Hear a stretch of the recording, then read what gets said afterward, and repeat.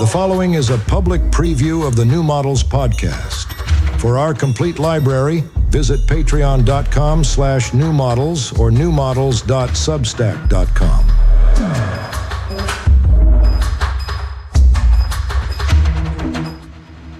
New Models Talkcore. Talkcore. It's talk, but it's also core. Blah, blah, blah. It seems everyone is talking about Talkcore. Would you like more Talkcore? It's Talkcore from New Models.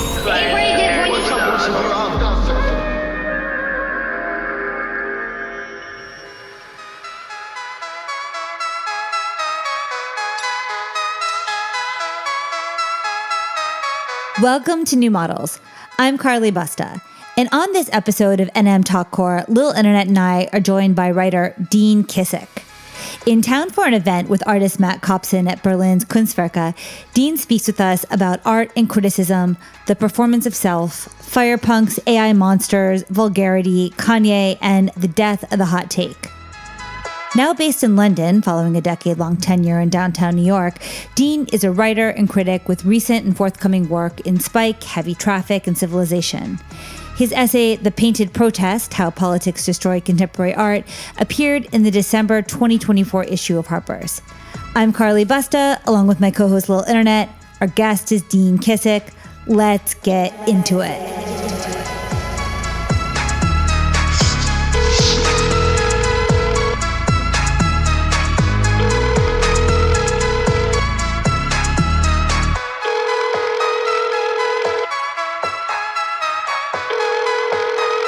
We're here with Dean Kissick. Again. He's actually here in the space. Welcome, Dean. Hi. Welcome to Berlin. How's your trip so far?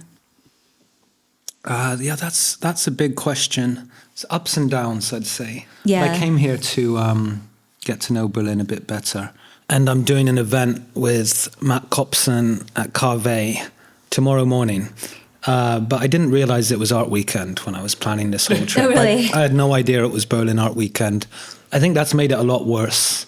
But also, it's just really changed the nature of the trip. And I came here to get away from my life, you know. And I came here to discover a city that I've been to, but I don't know so well. It's full of all this amazing stuff, and it's like a sunny weather, it'd be perfect. Yeah. But it turns out it's Art Weekend, and everyone's here. It's like the world I do know is here, and it's.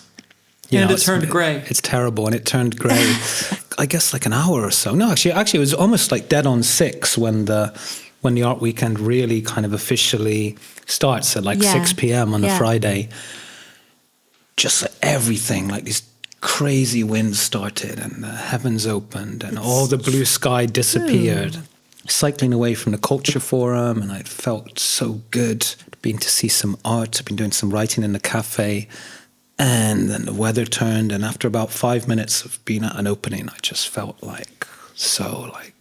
terrible. I threw into a deep existential crisis, and I felt nauseous. And I recognize that feeling, and it's something that I regularly feel during Gallery Weekend or Berlin Art Week, or when I'd go to Basel, a deep existential pit, a really bad, nauseous feeling. Yeah. I recognize that. But I guess, I've probably said this too many times, but I do feel like we're somehow in a new era, and that old slate has been wiped clean a little bit. And there's a lightness to being here and engaging with Art Week if you're ready to let that past framework fall away a little bit. Mm-hmm. But that said, it's hard when the entire art world, this cosmopolitan net, aggregates in one point physically, and you're sort of forced to engage in conversations and try to find common ground in real time. And it can be, and you don't know what everyone's context is when you're, we may say a few words in a conversation, but they mean something to you and it's heard differently. And it feels like we don't share a common language quite the same way. Yeah, exactly. The update is unevenly distributed. I think so. The language pack update feels unevenly distributed. But you're here for Matt Copson tomorrow. No, but I thought just to what you were saying, yesterday evening, I thought, maybe the art crowd is actually the problem, you know?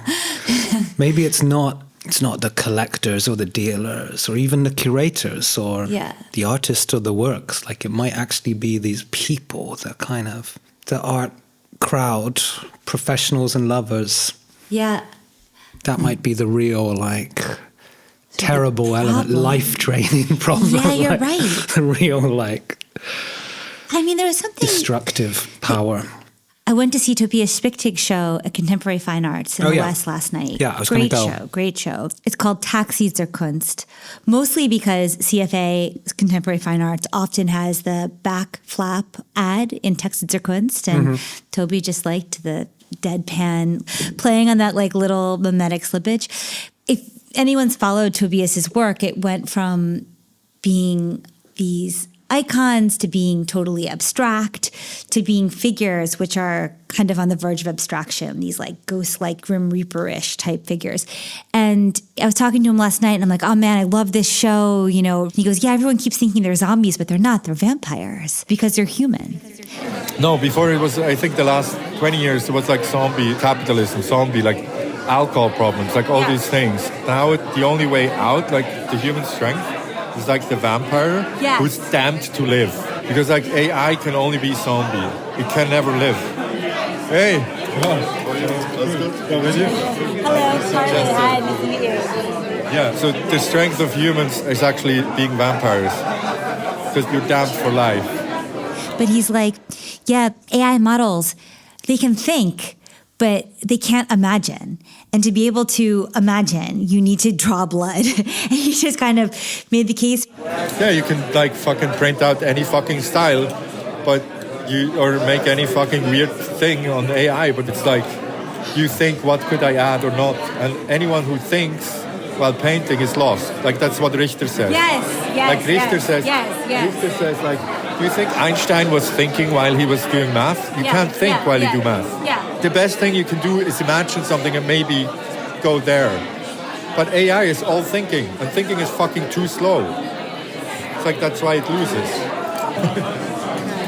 There's still a feeling in these openings, there's like a vampiric quality to it. There's kind of calculations that are being made. And you're rendered as this very like this art world subject, but also to me as like a neoliberal subject, like your entrepreneurial self. And I was re-listening, Dean, you went on this Warner podcast in December after your Harper's article came out and spoke with Helen Molesworth.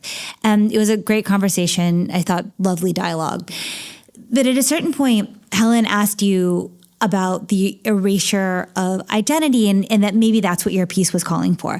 And your response, if I heard it correctly, was like that, no, it's not what I'm saying. And furthermore, I feel like we can be more agile in our identity than ever before.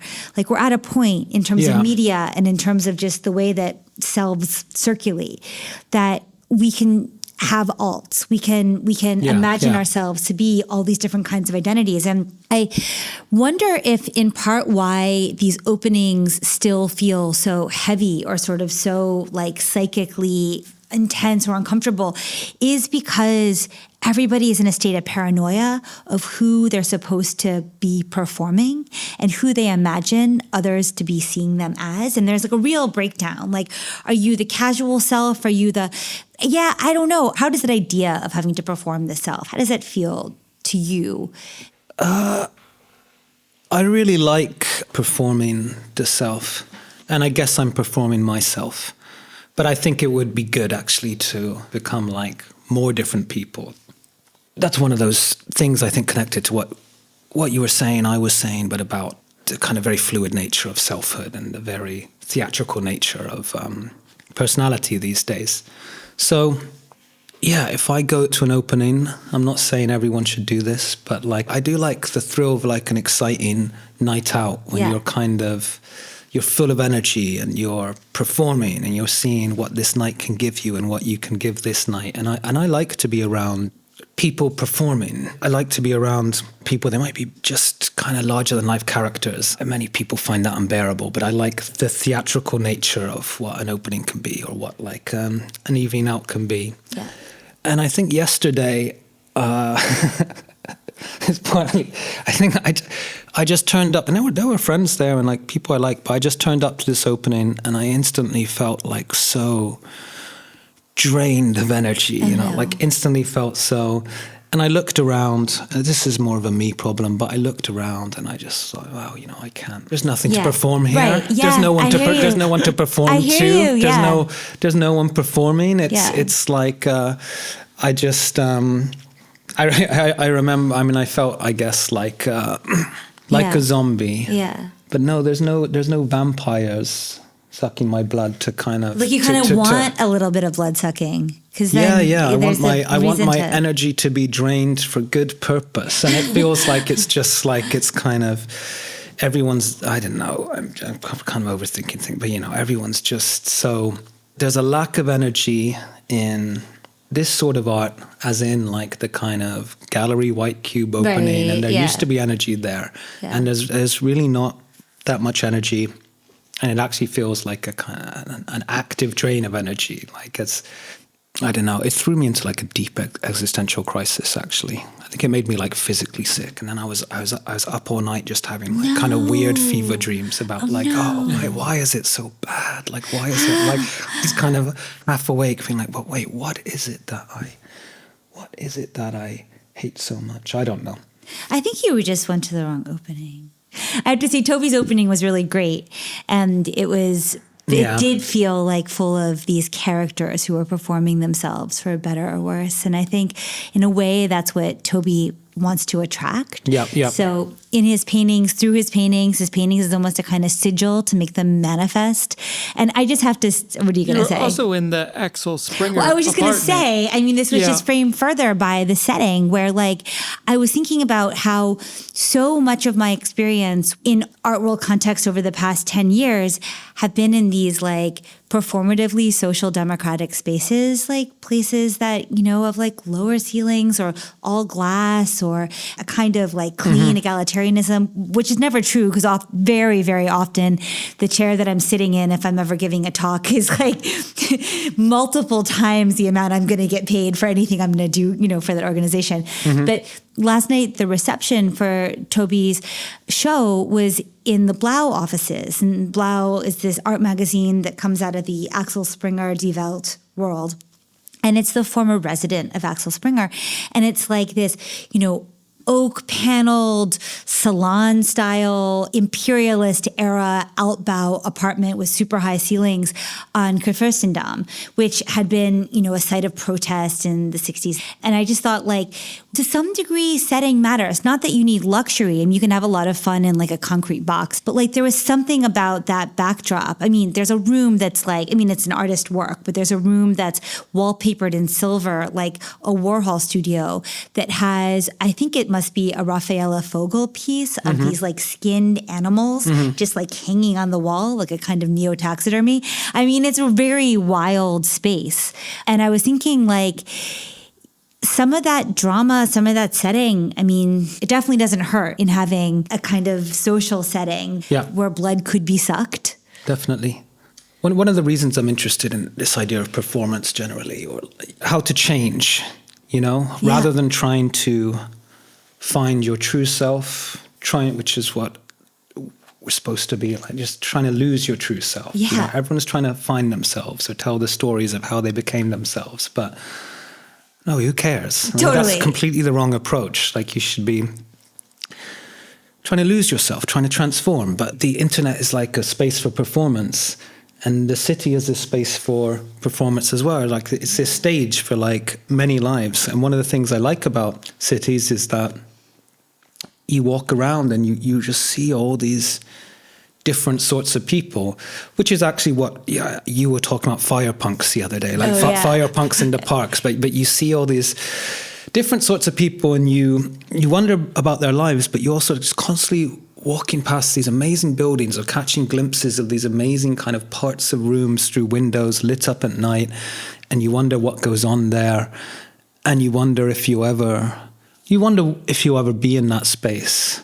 And what your life would be like if you were the sort of person who was in that space, or like, and then sometimes, as it sounds, happened to you last night, like suddenly you're in that space, and like there's just so much of the city is a complete mystery.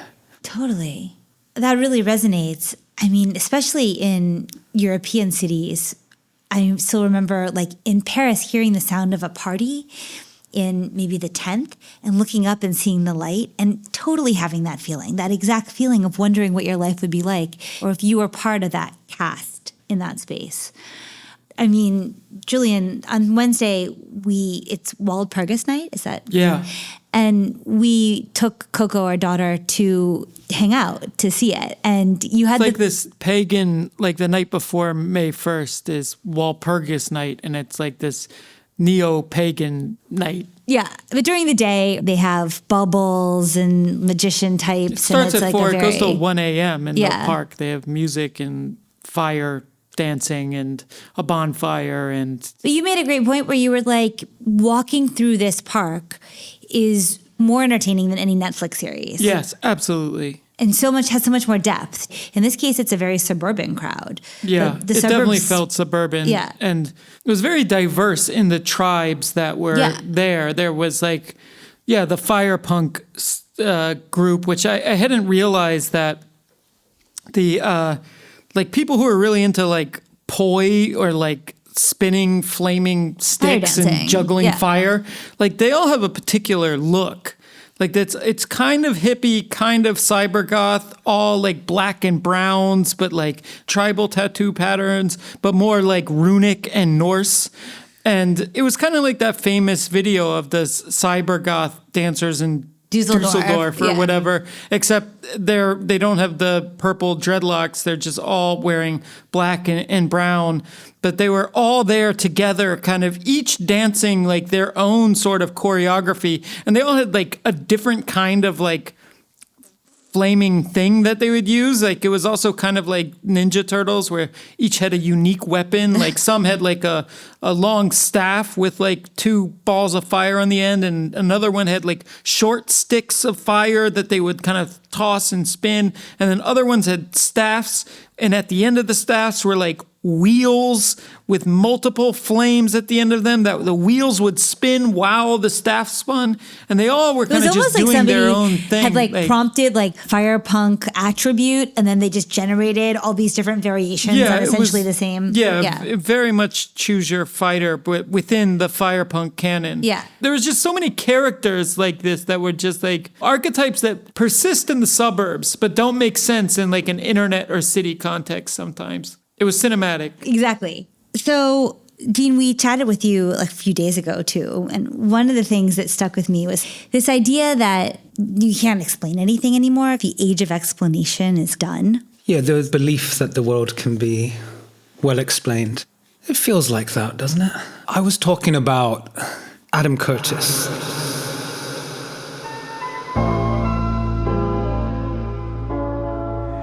If you're hearing this message, you've completed the first step towards becoming a New Models member. To continue, visit patreon.com/newmodels or newmodels.substack.com.